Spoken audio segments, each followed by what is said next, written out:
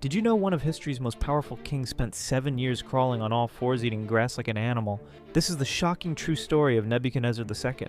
He ruled the mighty Babylonian Empire at its absolute peak. For his homesick wife who missed her mountain homeland, he built the legendary Hanging Gardens of Babylon, one of the 7 wonders of the world.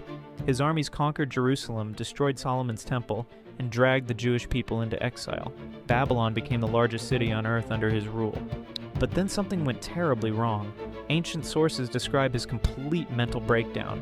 The great king believed he had transformed into a wild beast.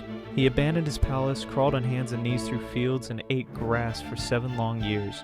His hair grew wild like eagle feathers, and his fingernails became long like bird claws.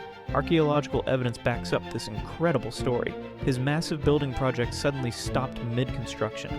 When he finally recovered and died, weaker rulers took over. Within decades, the once mighty empire crumbled and fell to Cyrus the Great of Persia.